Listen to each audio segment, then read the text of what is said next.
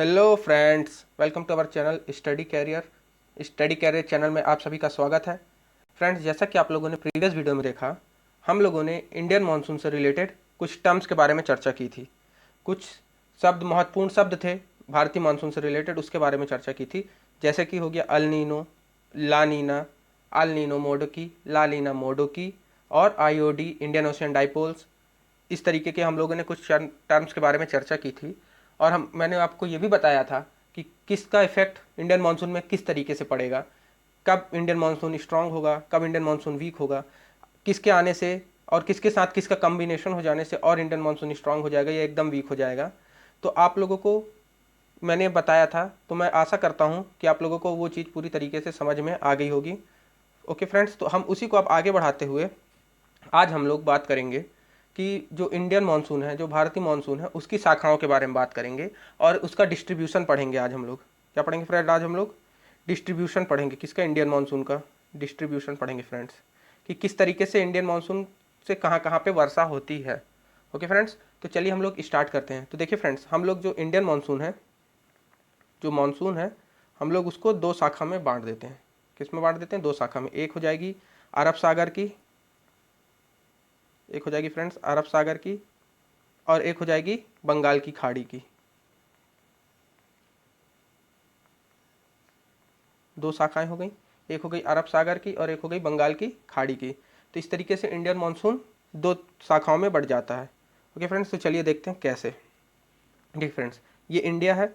तो मैंने आपको बताया था कि किस तरीके से रिवर्सल ऑफ विंड होता है, monsoon seasonal reversal of wind होता है। तो देखिए फ्रेंड्स, इस तरीके से ये हो गया अरब सागर, ये आपका अरब सागर, इधर इधर अरब सागर हो गया और इधर हो गई बंगाल की खाड़ी। तो फ्रेंड्स, दो तरीके से मानसून इंडिया में प्रवेश करता है। एक इस डायरेक्शन से प्रवेश करेगा, इस डायरेक्शन से।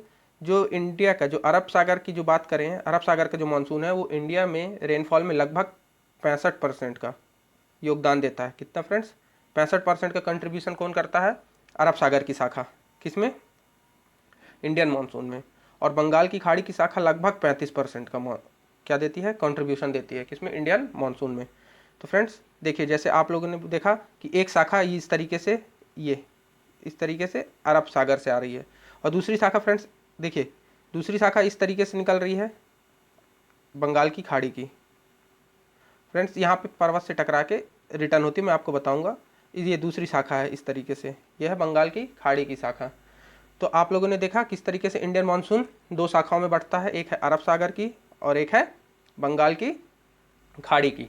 ओके फ्रेंड्स, अब अपन बात कर लेते हैं किस तरीके से अरब की सागर की शाखा की बात कर लेते हैं। पहले अपन अरब सागर की शाखा की बात कर लेते हैं, किस तरीके से वो बारिश कराता है, किस तरीके से वर्षा कराता है, और फिर अपन बात कर लेंगे बंगाल की खाड़ी की शाखा की। ओके फ्रेंड्स, तो चलिए फ्रेंड्स, सबसे पहले अपन बात कर लेते हैं अरब सागर की शाखा की। तो देखिए फ्रेंड्स, अरब सागर की जो शाखा होती है, ये इस तरीके से आती है। यहाँ पे आप लोगों ने देखा, ये साउथ वेस्ट मानसून के रूप में। किस रूप में फ्रेंड्स? साउथ वेस्ट मानसून के रूप में। तो देखिए, ये जो अरब सागर की शाखा होती है, ये भी 3 पार्ट में बढ़ जाती है। कितने पार्ट में बढ़ जाती है अरब सागर की शाखा? 3 पार्ट में। जो पहला पार्ट होता है, देखिए फ्रेंड्स, पहला पार्ट इस तरीके से आता है, ये पहला पार्ट है। और मैंने आपको बताया था कि यहाँ पे है, यहाँ पे वेस्टर्न घाट्स हैं, पश्चिमी घाट हैं। यहाँ पे क्या है फ्रेंड्स? पश्चिमी घाट है। तो जो अरब सागर की पहली शाखा होती है, ये आके किससे टकराती है? ये टकराती है पश्चिमी घाट से। किससे फ्रेंड्स? पश्चिमी घाट से आके टकराती है पूरी। और पश्चिमी घाट से जब आके टकराती है, तो पश्चिमी घाट इनको रोकते हैं। क्या करते हैं फ्रेंड्स? पश्चिमी घाट इनको रोकते हैं। तो ये जो हवाएं हैं, ये जो अरब सागर वाली पहली शाखा है, ये तुरंत ऊपर उठने लगती है। कैसे फ्रेंड्स? हाइट में ऊपर उठती है, क्योंकि जब कोई ऑब्स्ट्रक्शन आता है हवा के सामने, तो हवा ऊपर उठती है। क्या होती है फ्रेंड्स? ऊपर उठती है। तो ये क्या होती है? ऊपर उठने लगती है। और ऊपर उठने लगती है तो लगभग ये 900 से 1200 मीटर, 1000 मीटर की हाइट पे जाती है। और ये क्या होती है? ठंडी हो जाती है। ठंडी होती है, ऊपर उठती है तो हवा ठंडी होती है। फ्रेंड्स, मैंने आपको बताया था, ऊपर उठती हवा ठंडी होती है। तो ये ठंडी होती है, और इसी पार्ट में, किस पार्ट में फ्रेंड्स? वेस्टर्न घाट के वेस्ट वाले पार्ट में। ये वेस्टर्न घाट है, इसके वेस्ट वाले पार्ट में ही क्या करा देती है? बहुत ज़्यादा, बहुत भारी मात्रा में बारिश करा देती है। लगभग 250 से 400 सेंटीमीटर के लगभग। कितनी फ्रेंड्स?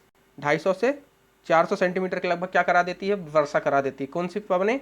पहली शाखा जो है अरब सागर की पहली शाखा, किसमें? क्योंकि यहाँ पे क्या है फ्रेंड्स? वेस्टर्न घाट से, तो वेस्टर्न घाट इसको रोक लेते हैं तो ये ऊपर उठती है, ऊपर उठती है तो ठंडी होती है, तुरंत वर्षा करा देती है। फिर उसके बाद ये जब क्रॉस करती है इसमें तो फिर नीचे गिरती है, नीचे उतरती है, नीचे उतरती है तो ये गर्म हो जाती है। क्या हो जाती है फ्रेंड्स? गर्म हो जाती है। गर्म हो जाती है तो क्या होता है, इसमें अब उतनी नमी नहीं रह जाती और ये उतनी ज़्यादा बारिश भी नहीं करा पाती है। इस कारण से आप देखेंगे कि जो वेस्टर्न घाट का वेस्ट वाला पार्ट है, कौन सा फ्रेंड्स? वेस्टर्न घाट का जो वेस्ट वाला पार्ट है, ये वाला पार्ट है, यहाँ पे तो खूब बारिश होती है। और इसका जो इस तरफ वाला पार्ट है, ईस्ट वाला पार्ट है, ये बारिश नहीं पाता उतनी, जिस कारण से ये क्या कहला जाता है? Rain shadow zone, rain shadow zone, जिसको वृष्टि छाया क्षेत्र कहते हैं। तो इस तरीके से आप लोगों ने देखा कि जो पहली शाखा है किस तरीके से यहाँ पे वेस्टर्न घाट के वेस्ट पार्ट में और कोस्ट में, मतलब तट के इलाकों पे भारी बारिश करा देती है, लेकिन इस तरफ इसके ईस्ट वाले पार्ट में उतनी ज़्यादा बारिश नहीं होती, इससे बहुत कम नाम मात्र की बारिश होती है। ओके फ्रेंड, तो ये हो गई मानसून की, जो अरब सागर के मानसून की ये पहली शाखा। अब इसी तरीके से अपन बात कर लें दूसरी शाखा की। तो देखिए, ये वेस्टर्न घाट हो गया, ये वेस्टर्न घाट हो गया। यहाँ पे आपको पता है यहाँ पे विंध्याचल पर्वत है और सतपुड़ा पर्वत है। तो देखिए, जो इसकी जो दूसरी शाखा है, कौन सी फ्रेंड्स? अरब सागर की जो दूसरी शाखा है, ये इस तरीके से आती है, ये यहाँ से, और ये जो विंध्याचल और सतपुड़ा पर्वत है, और ये यहाँ पे देखिए फ्रेंड्स, यहाँ पे नर्मदा नदी बहती है और यहाँ पे तापी नदी बहती है। कलर चेंज कर दूँ फ्रेंड्स, यहाँ पे नर्मदा बहती है, आपको पता है फ्रेंड्स, और यहाँ से तापी बहती है। तो जो दूसरी शाखा है, कौन सी? अरब सागर की जो दूसरी शाखा है, वो क्या कहती है? मुंबई की, जो मुंबई है, यहाँ पे मुंबई फ्रेंड्स, मुंबई के उत्तर से आती है, उत्तर से आती है और नर्मदा तापी वाले इलाके में, यहाँ पास फ्रेंड्स सतपुड़ा, और यहाँ पे विंध्याचल है तो यहाँ भी उठेगी और यहाँ भी ये बारिश कराएगी ठंडी होके। तो इस इलाके में ये जो दूसरी शाखा है क्या कराती है? बारिश कराती है। और फिर उसी के आगे जाएगी ये, तो यहाँ पे पड़ता है फ्रेंड्स छोटा नागपुर का पठार, तो यहाँ पे भी ये थोड़े से बारिश कराती है, लगभग 15-20 सेंटीमीटर की बारिश ये वाली शाखा छोटा नागपुर के पठार पे भी कराती है। फिर आगे जाके ये गंगा के मैदान में प्रवेश करती है। कौन सी शाखा? जो अरब मानसून की जो दूसरी शाखा है। पहली शाखा तो आपकी वेस्टर्न घाट रोक लेता है, ये दूसरी शाखा जो है ये आगे जाके यहाँ जब बारिश करा लेती है, कहाँ पे? नर्मदा तापी क्षेत्रों में, नर्मदा और तापी नदी घाटी जो है वहाँ पे बारिश करा लेती है। तो उसके बाद जब ये आगे जाती है तो यहाँ पे गंगा के मैदानों पे प्रवेश करती है। क्या करती है फ्रेंड्स? गंगा के मैदानों में प्रवेश करती है और यहाँ से ये जो बंगाल की खाड़ी से आने वाली शाखाएं हैं उनमें मिल जाती है, उनके साथ मिल जाती है, और फिर वहाँ भी बारिश होती है। ओके फ्रेंड्स, तो ये होगी अरब सागर की आने वाली दूसरी शाखा। पहली शाखा वेस्टर्न घाट रोक लेता है और दूसरी शाखा मुंबई के उत्तर से नर्मदा तापी घाटियों के बीच पे होते हुए, जहाँ फ्रेंड्स यहाँ पे आप लोगों ने देखा किस तरीके से विंध्याचल पर्वत है और सतपुड़ा पर्वत है, उनके बीच में उनसे आके टकराएगी, ऊपर उठेगी और यहाँ पे लगभग बारिश करा देती है फ्रेंड्स। ओके, ये होगी किसकी? दूसरी शाखा, अरब सागर की मानसून की दूसरी शाखा हो गई। ओके, अब अपन इसकी तीसरी शाखा की बात कर ले। मैंने आपको बताया 3 पार्ट में बढ़ जाती है, कौन सी? अरब सागर की मानसून की शाखा।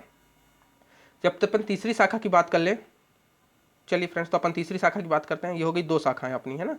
अब अपन तीसरी शाखा की बात करते हैं। तो तीसरी शाखा होती है, ये इस तरीके से जाती है, ये सौराष्ट्र, क्या फ्रेंड्स? सौराष्ट्र और कच्छ के प्रायद्वीप से आके टकराती है और यहाँ पे फ्रेंड्स अरावली माउंटेन रेंज है, आपको मैंने पढ़ाया था अरावली पर्वत है। तो इसके ये पैरेलल, किस तरीके से फ्रेंड्स? इसके ये पैरेलल, अरावली के पैरेलल निकल जाती हैं, समांतर अरावली के निकल जाती हैं फ्रेंड्स। अरावली के कारण ही राजस्थान का जो वेस्टर्न पार्ट है वो ड्राई रहता है, सूखा रहता है, डेजर्ट वाला पार्ट रहता है। क्यों? क्योंकि जो ये अरावली है, ये मानसून की जो तीसरी शाखाएं हैं इसको नहीं रोकता है, इसको अपने साथ पैरेलल जाने देता है। क्योंकि अगर अरावली ऐसे ना होके, देखिए फ्रेंड्स मैं आपको आज बता देता हूँ, अरावली अगर ऐसे ना होके कुछ ऐसे होता, इस तरीके से होता, तो ये भी इस शाखाओं को रोकता और यहाँ भी राजस्थान कई वाले पार्ट में भी बारिश होती और ये भी वो डेजर्ट या रेगिस्तान या मरुस्थल नहीं होता। पर कारण क्या है कि अरावली जो है फ्रेंड्स इस तरीके से है, ऐसा है अरावली, तो ये क्या करता है, ये जो मानसून की तीसरी शाखा है ये पैरेलल चली जाती हैं इससे, कैसी चली जाती हैं, पैरेलल चली जाती हैं। और यहाँ पे बहुत कम वर्षा होती है, बहुत कम वर्षा होती है इस पार्ट में, वेस्टर्न पार्ट में बहुत कम वर्षा होती है। और ये जब पैरेलल जाती है तो सीधे चली जाती कहाँ, पंजाब हरियाणा साइड। कहाँ चली जाती है फ्रेंड्स, पंजाब और हरियाणा साइड चली जाती है। कौन सी, जो मानसून की तीसरी पार्ट है, तीसरी वाली जो पार्ट है, जो कहाँ से आई है, सौराष्ट्र और कच्छ के से होते हुए आती है।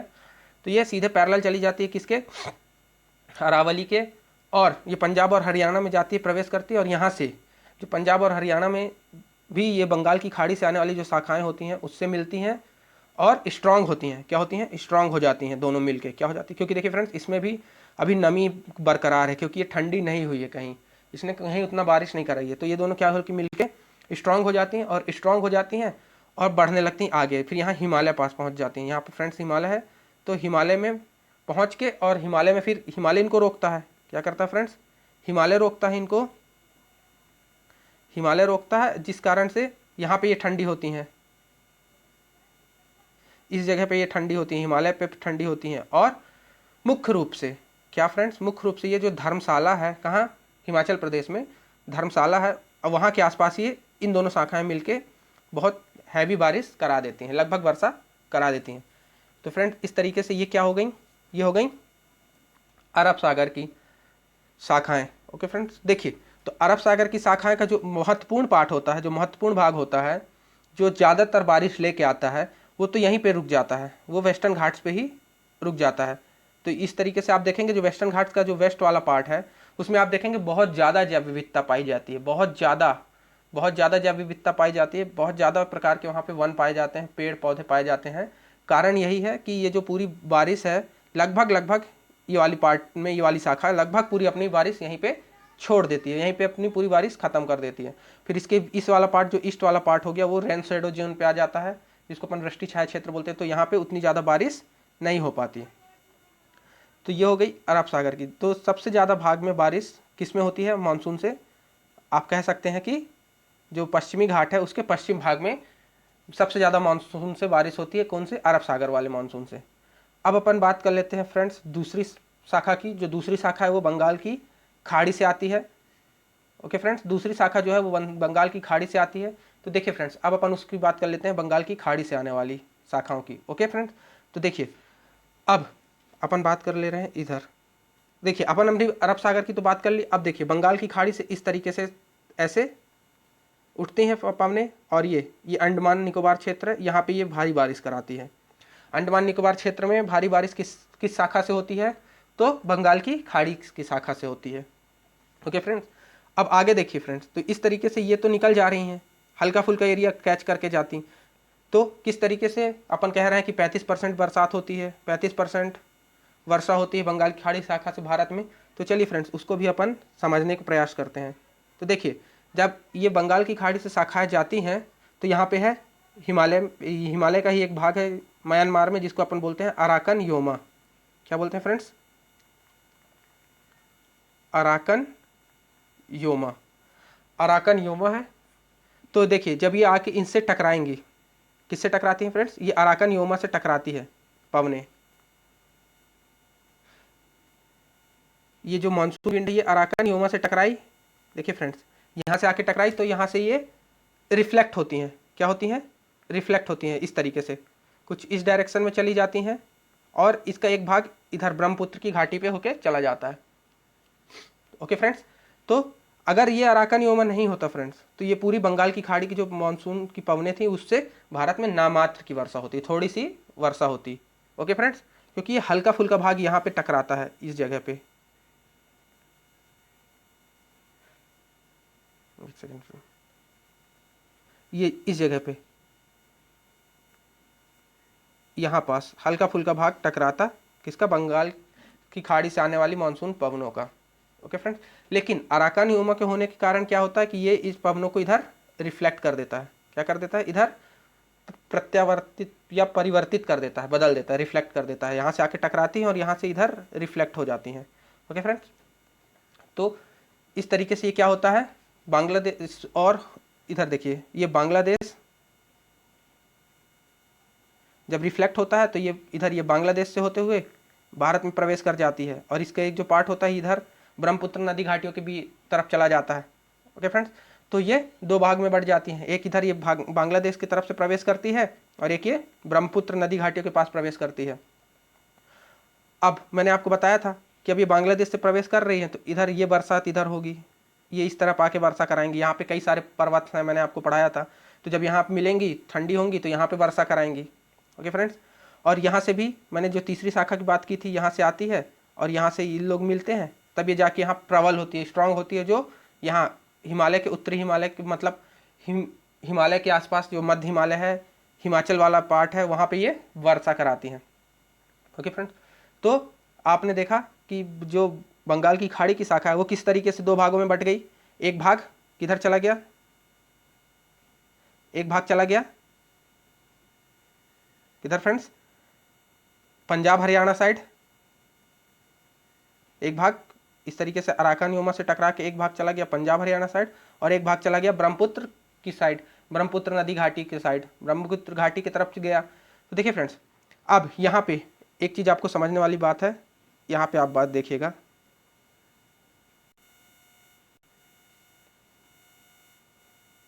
थोड़ा सा जूम करके मैं आपको दिखाता हूँ। फ्रेंड्स देखिए, ये वाला जो भाग है, ये वाला जो पार्ट आता है, तो यहाँ पे है गारो, खासी और जयंतिया के पहाड़ियाँ हैं फ्रेंड्स। म्यांमार उसमें मेघालय में गारो, खासी और जयंतिया की पहाड़ियाँ। तो जब ये वाला जो पार्ट आता है, कौन सा, जो ब्रह्मपुत्र नदी घाटी की तरफ बढ़ता है, तो ये आके यहाँ पे टकराता है, इनसे टकराता है और तुरंत ये ऊपर उठता है और यहाँ पे बरसात करा देता है, बारिश करा देता है। तो जब ये ऊपर उठता है तो यहाँ पे भी बहुत ज़्यादा बारिश होती है, बहुत ज़्यादा। यहाँ पास है एक मासिन राम, क्या फ्रेंड्स, मासिन राम, क्या फ्रेंड्स, एक जगह है मासिन राम, कहाँ, मेघालय में। वहाँ विश्व की सबसे ज़्यादा बारिश होती है फ्रेंड्स। क्या होती है, विश्व की सबसे ज़्यादा बारिश होती है, कहाँ फ्रेंड्स, मेघालय में है मासिन राम। ये इसी पहाड़ियों के बीच में पड़ता है। जब यहाँ पे हवाएं उठती हैं, ठंडी होती हैं, तो क्या होती है, यहाँ पे हैवी बारिश होती है, हैवी रेनफॉल होती है, बहुत ज़्यादा बारिश होती है। तो इस तरीके से, इससे पहले मासिन राम भी है फ्रेंड्स। तो ये मासिन राम जो है वो विश्व का सबसे अधिक वर्षा प्राप्त करने वाला क्षेत्र है। और इसके बाद है चेरापूंजी, क्या फ्रेंड्स, चेरापूंजी भी है, ये भी कहाँ पे है फ्रेंड्स, मेघालय में। ये भी बहुत वर्षा प्राप्त करता है। तो ये किस तरीके से आपको समझ में आया फ्रेंड्स कि मासिन राम किस तरीके से इतनी ज़्यादा वर्षा प्राप्त करता है। और इसकी जो दूसरी शाखा है ये इधर आ जाती है, जो कि इस इलाकों में बरसात कराती हैं, इस इलाकों में। क्योंकि देखिए, इस इलाके में एक तो नर्मदा, ये जो दूसरी शाखा थी मैंने आपको बताई थी, अरब सागर से आने वाली दूसरी शाखा से बारिश होती है, और बंगाल की खाड़ी से जो रिफ्लेक्ट होकर आती हैं उससे बारिश होती है। और यहाँ पास इस इलाके में किससे बारिश होती है, जो अरब सागर से आने वाली तीसरी शाखा थी और बंगाल की खाड़ी से रिफ्लेक्ट होने वाली शाखाओं से। तो इस तरीके से ये दो पार्ट से, दो तरीके से इंडियन मानसून का डिस्ट्रीब्यूशन होता है और क्या कहते हैं, वर्षा कराता है। कहाँ कहाँ फ्रेंड्स, तो अरब सागर से भी जो मानसून आता है वो किस तरीके से किस किस जगह में बारिश कराता है, और इंडिया बे ऑफ बंगाल से मतलब बंगाल की खाड़ी से आने वाली जो मानसून की पवनें हैं वो किस प्रकार से वर्षा कराती हैं। तो आप लोगों ने इसे देखा फ्रेंड्स। तो अब अपन देख लिए है कि किस तरीके से कहाँ कहाँ से किस प्रकार से वर्षा होती है।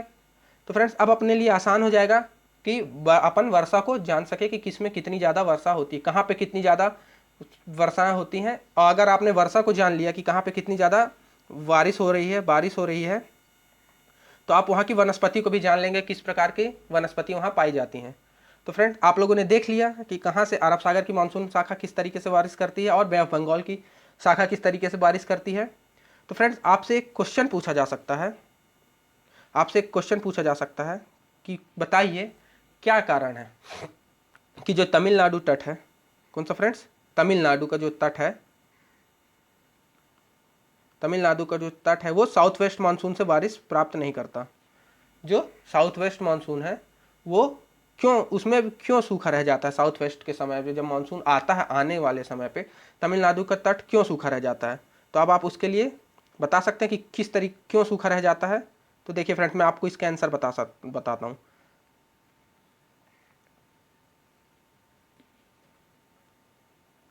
देखिए फ्रेंड्स अपन बात कर लेते हैं तमिलनाडु की। देखिए फ्रेंड्स, देखिए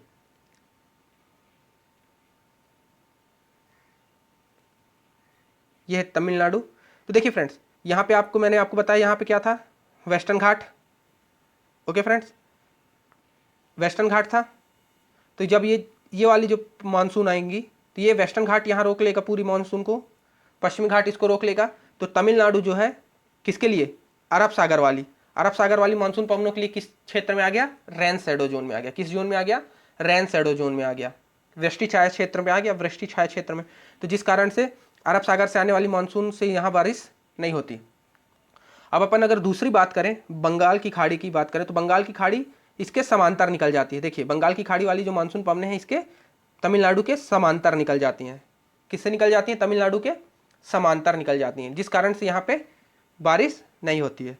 तो फ्रेंड्स, ये दो रीज़न है कि तमिलनाडु में जो मानसून के समय बारिश नहीं होती, आने वाले मानसून के समय बारिश नहीं होती है।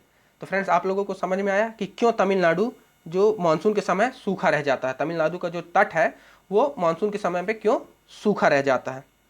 ओके फ्रेंड्स, ये तट की बात कर रहे हैं, इस तट क्यों सूखा रह जाता है, आप लोगों को समझ में आ गया।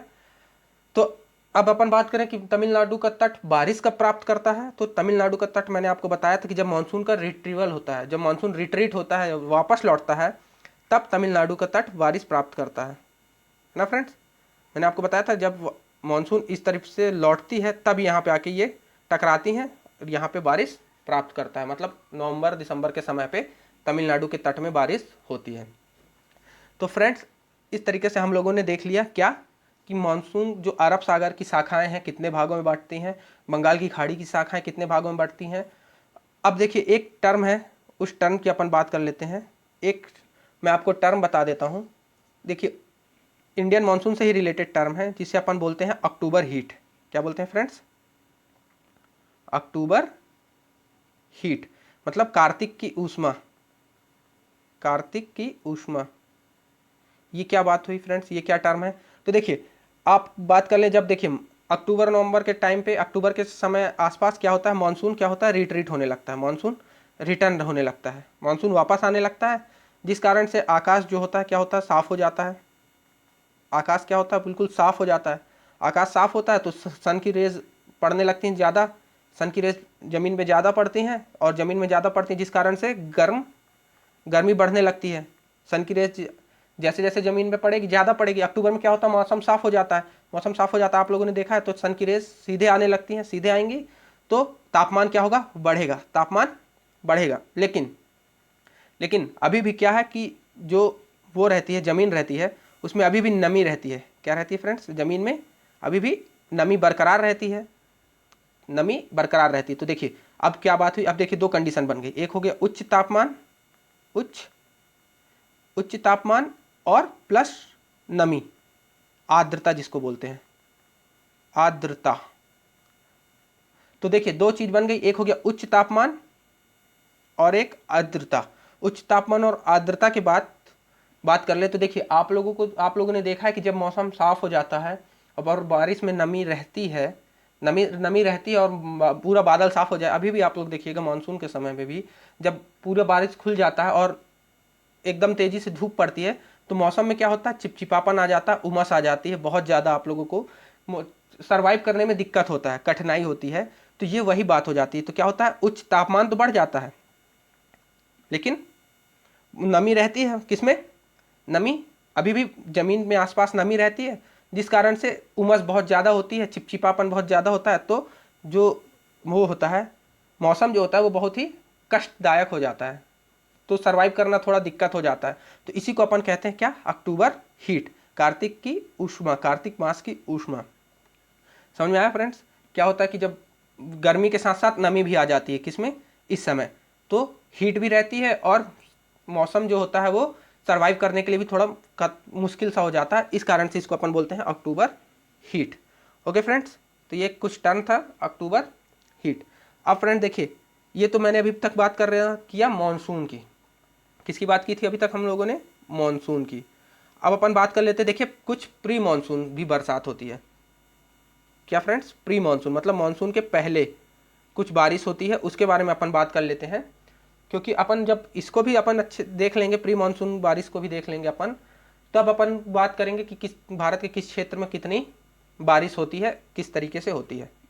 ओके फ्रेंड्स, तो अपन देखिए प्री मानसून की बात कर लें तो प्री मानसून में क्या होता है, देखिए मानसून के पहले, क्या फ्रेंड्स, मानसून के पहले ये बात कर लें अपन अप्रैल मई की, अप्रैल मई की, क्योंकि जून की स्टार्टिंग में तो मानसून आ जाता है फ्रेंड्स, 8-10 जून को तक केरल के तट से टकराता है मानसून। तो अपन बात कर लेते हैं अप्रैल मई में। देखिए क्या होता है अप्रैल मई में, टेम्परेचर, तापमान जो होता है वो बहुत ज़्यादा होता है।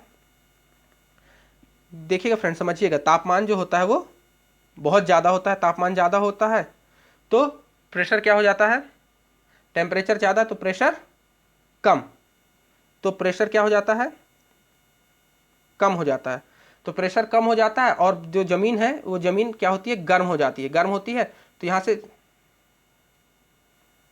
देखिए फ्रेंड्स, ये ज़मीन है जो ये क्या हो जाती है, गर्म हो जाती है, गर्म होती है तो यहाँ से हवाएं क्या होती हैं, ऊपर उठती हैं, ऊपर उठती हैं।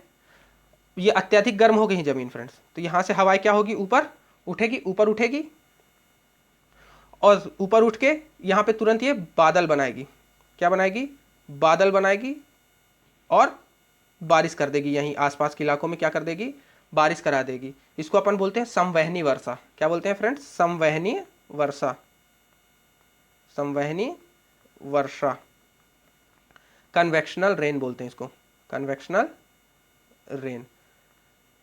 तो देखिए ये क्या होगी, तुरंत देखिए मौसम क्या हुआ, हीट है, हीट है तो हवा गर्म हुई, हवा गर्म होकर ऊपर उठी, ऊपर उठी तो तुरंत क्लाउड बनाएगी, क्यूमुलोनिम्बस क्लाउड बनाएगी और बारिश करा देगी तुरंत, है ना फ्रेंड्स। तो देखिए जब ये हवा ऊपर उठेगी, अभी देखिए एक कंडीशन हुई बारिश होने की, तो आप लोगों ने देखा होगा अप्रैल मई के समय पे एकदम से मौसम साफ रहेगा, कुछ टाइम बाद आप लोगों ने देखेंगे कि एकदम से मौसम अंधेला छा गया और बारिश हो गई। कुछ ही टाइम के लिए होता है, अंधेला छा गया बारिश हो गई। तो ये किस तरीके से होता है कि हवा तुरंत ऊपर उठती हैं, तुरंत ऊपर उठेंगी और ठंडी होंगी और बारिश कर देंगे।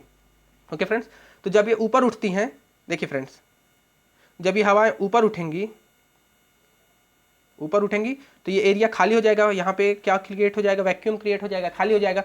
तो इस एरिया को भरने के लिए आसपास की हवाएं जो है बहुत तेज़ी से आएंगी, क्या होंगी, बहुत तेज़ी से प्रवेश करेंगी फ्रेंड, बहुत तेज़ी से प्रवेश करेंगी तो इनमें स्पीड ज़्यादा रहेगी, स्पीड ज़्यादा रहेगी तो तेज़ी से आके प्रवेश करेंगी, जिसको अपन बोल देते हैं बहुत तेज़ी से आंधी आ रही है, आंधी तूफान आ रहा है फ्रेंड। तो आप लोगों ने देखा कि जब मई की बात करें, अप्रैल मई के समथिंग पे आंधियाँ भी बहुत चलती हैं, आंधियाँ भी बहुत चलती है, पेड़ पौधे भी देखा होगा आप लोगों ने टूटते हैं बहुत सारे।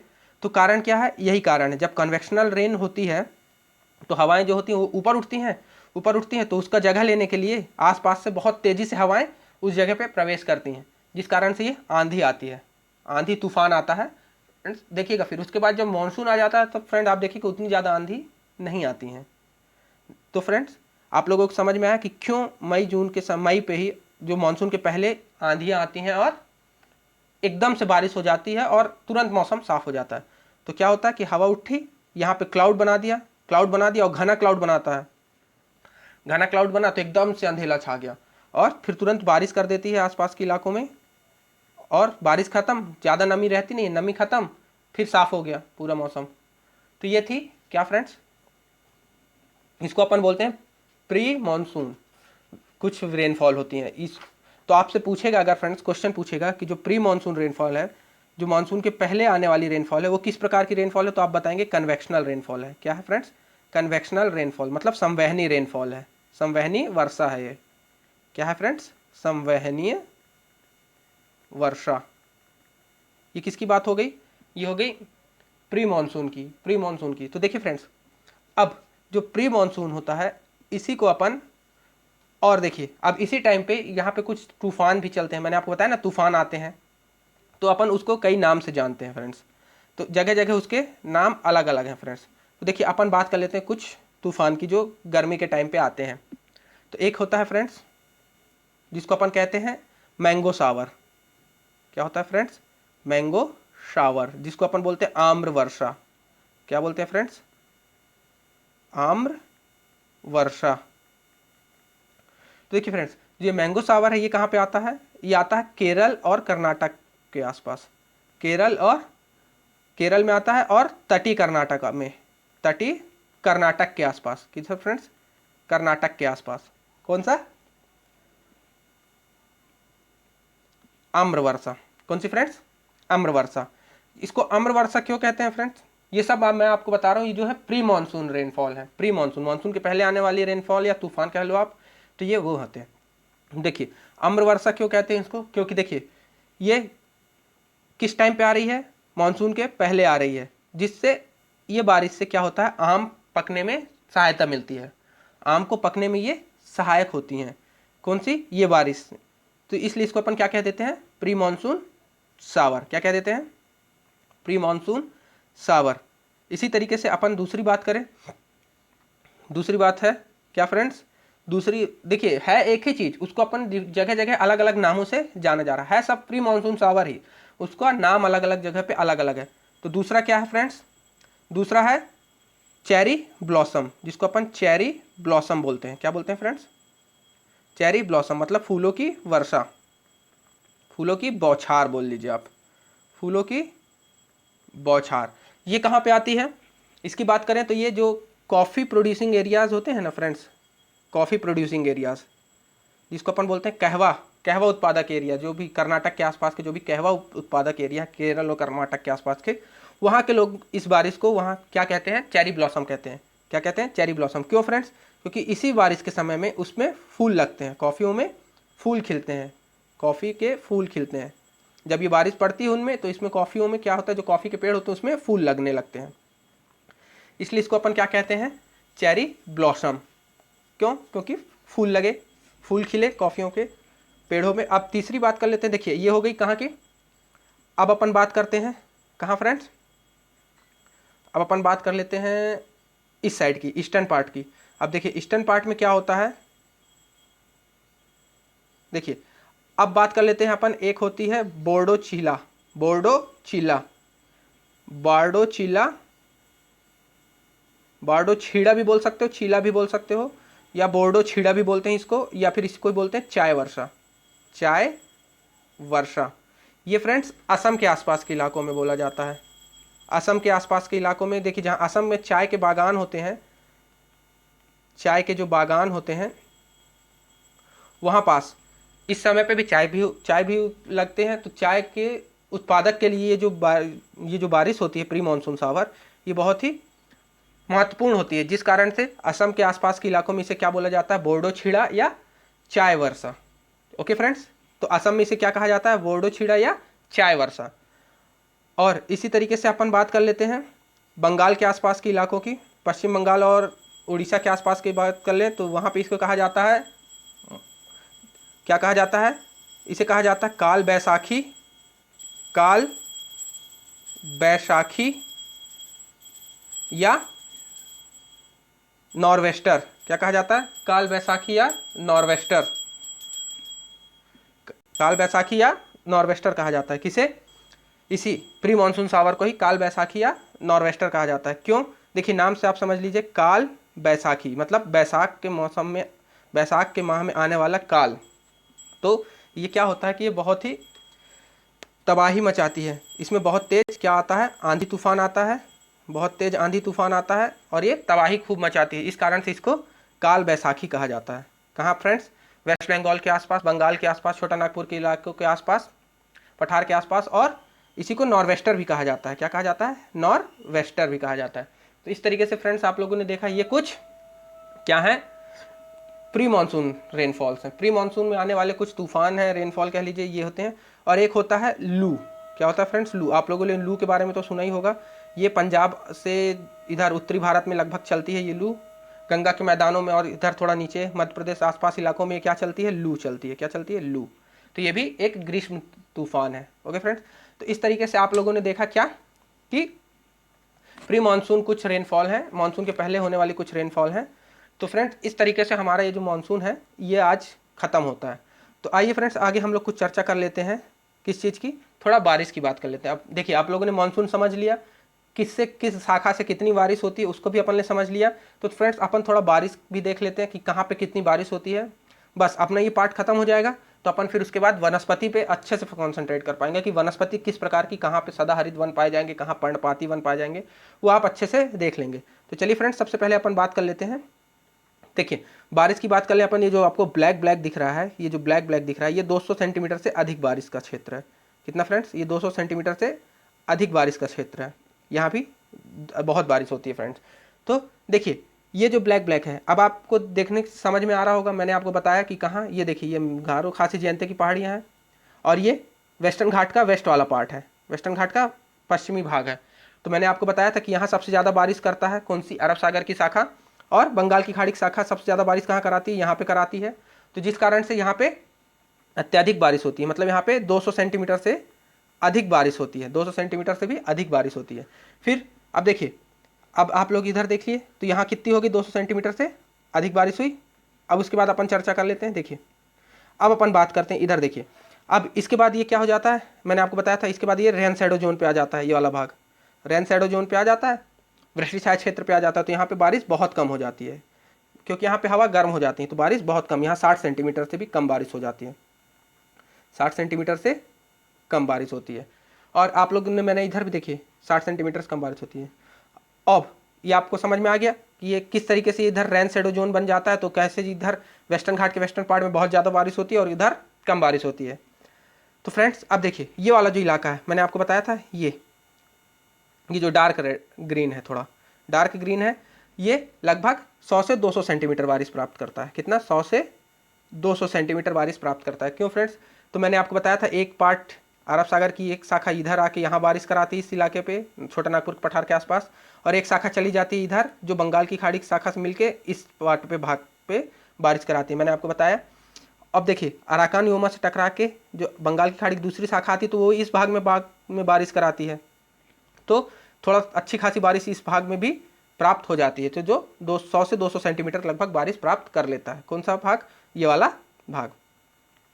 अब तीसरा भाग की बात करें तो तीसरा भाग अपना ये है जो लगभग 100 से 60 से 100 सेंटीमीटर बारिश प्राप्त करता है। कितना, ये वाला भाग जो है लाइट ग्रीन, ये कितना भाग बारिश प्राप्त करता है, 60 से 100 सेंटीमीटर के समथिंग, 60 से 100 सेंटीमीटर के समथिंग बारिश प्राप्त करता है। क्योंकि देखिए इधर रिटर्निंग मानसून में कुछ बारिश हो जाती है, कुछ इधर देखिए, इधर कुछ बारिश जो होती है वो पश्चिमी विक्षोभ से हो जाती है, वेस्टर्न डिस्टर्बेंस से हो जाती है। वेस्टर्न डिस्टर्बेंस बोला जाए तो टेम्परेट साइक्लोन, समशीतोष्ण या शीतोष्ण साइक्लोन से, शीतोष्ण चक्रवात के द्वारा भी कुछ बारिश इस भाग में हो जाती है। तो थोड़ा बारिश किस में मिल जाती है, तो ये 60 से 100 सेंटीमीटर बारिश करा लेता है, इस भाग में अच्छी खासी बारिश मिल जाती है। 60 से 100 सेंटीमीटर की बात कर लें। और लास्ट बात कर लेते हैं अपन, जो 60 से कम सेंटीमीटर बारिश होती है, मैंने आपको बता दिया, ये राजस्थान का पश्चिमी भाग। ये देखिए फ्रेंड्स, ये पूरा डेजर्ट इलाका है। क्या है फ्रेंड्स, रेगिस्तान है, मरुस्थल है, रेगिस्तान है ये। और ये भाग भी, ये कोल्ड डेजर्ट है, कोल्ड डेजर्ट मतलब शीत मरुस्थल है। तो यहाँ पे देखिए, यहाँ पे हिमालय पूरा लगभग बारिश खत्म कर देता, तो इस भाग में बारिश नहीं होती है। और यहाँ पे क्या होता है फ्रेंड्स, रेन शैडो जोन पे पड़ जाता है, वृष्टि छाया क्षेत्र पे पड़ जाता है, तो यहाँ उतनी बारिश नहीं होती है। और ये अरावली के समांतर यहाँ से चली जाती हैं, तो यहाँ बारिश कम होती है। तो इस तरीके से आप लोगों ने देखा किस तरीके से डिस्ट्रीब्यूशन होता है रेनफॉल का, कहाँ 100-200 सेंटीमीटर से अधिक बारिश हो रही है, कहाँ 100 से 200 सेंटीमीटर समथिंग बारिश हो रही है, और कहाँ 60 से कम भी हो रही है, और कहाँ 60 से 100 सेंटीमीटर बारिश हो रही है। तो आप लोगों ने बारिश देख ली। अब इस हिसाब से आप लोग यहाँ के वनस्पति का अंदाजा लगा देंगे कि जहाँ बहुत ज़्यादा बारिश होती है वहाँ सदाबहार वन पाए जाएंगे, जहाँ बिल्कुल भी बारिश नहीं हो रही वहाँ कटीले वन पाए जाएंगे। तो इस तरीके से आप लोग अब अपन वनस्पति के बारे में चर्चा कर सकते हैं। ओके फ्रेंड्स, तो अपना जो नेक्स्ट लेक्चर होगा वो भारत की वनस्पति पे ही होगा। तो फ्रेंड्स आशा करता हूँ कि आपको ये लेक्चर पसंद आया होगा। तो फ्रेंड्स अगर आपको ये लेक्चर पसंद आया है तो इस लेक्चर को लाइक करें, इस चैनल को, हमारे स्टडी कैरियर चैनल को सब्सक्राइब करें, और इस वीडियो को अधिक से अधिक लोगों तक शेयर करें। और इस लेक्चर की PDF लेने के लिए हमारे टेलीग्राम चैनल स्टडी कैरियर को आप ज्वाइन कर लें friends. Okay friends, thank you.